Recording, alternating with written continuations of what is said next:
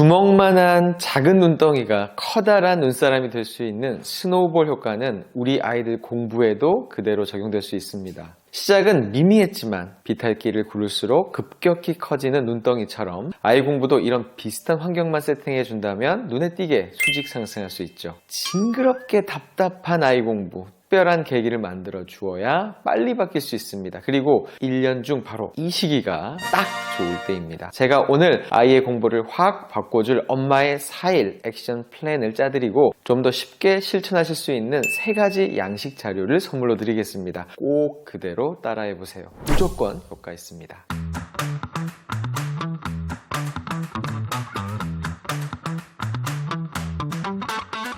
4일 동안 4가지 미션을 실천하시면 되는데요. 첫 번째, 잔소리 끊기. 말끝마다 잔소리한다고 제대로 된 공부를 하는 아이는 없습니다. 그 효과는 잠깐일 뿐이죠. 그래도 엄마의 눈앞에서 널브러져 있던 아이가 책상에 앉게 되니 잠깐일 뿐이라도 이 잔소리가 중독이 됩니다. 안 하면 불안한 거죠. 해야 내 역할을 하고 있는 거라고 착각도 종종 들게 됩니다. 과감하게 잔소리를 끊어보세요. 어차피 아이가 조금 더 크면 소용없을 시한부 수단을 과감하게 미리 버려야 아이 공부가 확 달라질 수 있는 계기를 더 빨리 만들 수 있습니다. 그리고 이때부터 올바른 소통이 시작될 수 있는 거죠. 두 번째, 아이 관찰 일지를 작성해 보세요. 아주 사소한 거라도 좋으니 3일간 아이의 생활 습관과 태도를 기록해 보세요. 한 번 앉으면 얼마나 집중을 하는지, 하루의 공부 시간은 얼마나 되는지, 하루에 책을 몇 페이지 읽는지, 스마트폰 또는 컴퓨터를 하루에 얼마나 하는지, 놀 때는 주로 무엇을 하는지, 또 책을 볼 때 얼굴을 자꾸 실룩거린다든지, 수학 문제를 풀 때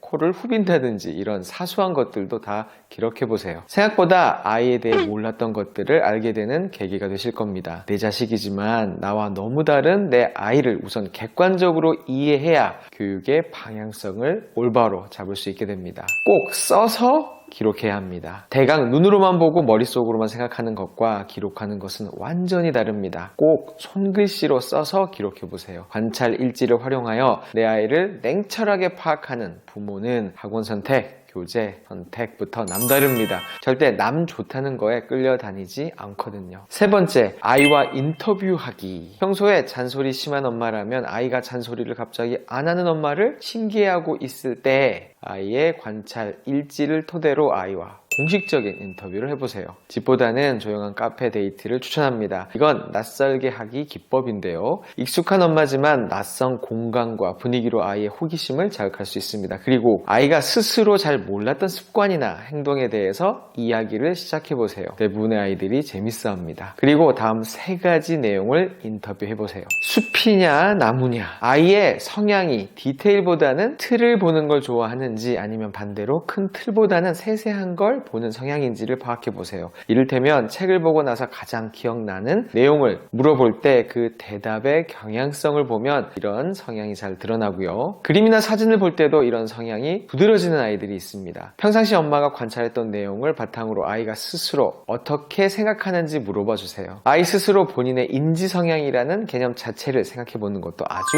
의미 있는 활동입니다. 가장 쉬운 거, 가장 재밌는 거, 아이가 가장 만만하게 생각하는 것들을 찾아보세요. 과목 중에서 가장 만만한 거, 하루 중 가장 힘나는 시간대, 가장 재미있는 책 종류, 가장 재밌게 보는 유튜브 채널, 가장 좋아하는 동물, 가장 좋아하는 스포츠 등 아이의 흥미와 관심이 높은 소재를 찾는 인터뷰입니다. 학습 동기 중에서 자신의 꿈을 이루기 위해서 공부한다는 건 좀 나중 이야기고요. 초등 때 가장 효과적인 학습 동기는 가장 쉽고 재밌는 것부터 시작해도 되는 환경입니다. 잔소리도 없고 그냥 그 안에서 심적 부담 없이 뛰어노는 거죠. 본격적인 공부는 언제 하냐고요? 그건 이렇게 공부 습관부터 만든 다음에 자연스럽게 스노우볼이 커져가는 과정을 기다리시면 됩니다. 걷지도 못하는 애를 날게 할 수는 없으니까요. 아이가 좋아하는 과목, 소재, 주제가 파악됐다면 4일이 지나 앞으로도 이걸 최대한 활용한 교육 환경을 늘 염두에 주세요. 책을 골라도, 공부 계획을 잡아도, 교재를 골라도, 성적 올라서 선물 줄 때도 항상 말입니다.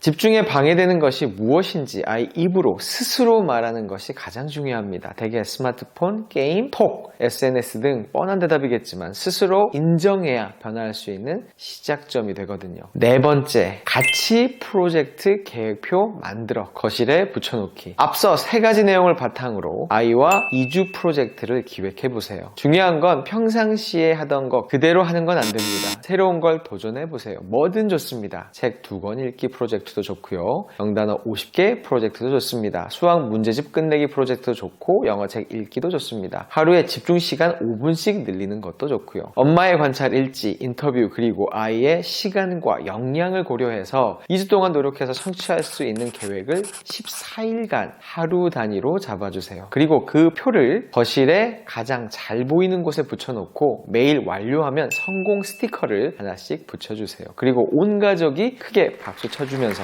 응원해주세요. 딱 3일까지만 힘들지 4일부터는 완료 스티커 붙이고 박수 받는 재미가 들기 시작합니다. 겉으로는 티를 안 내도 속으로는 이런 생각을 하기 시작하죠.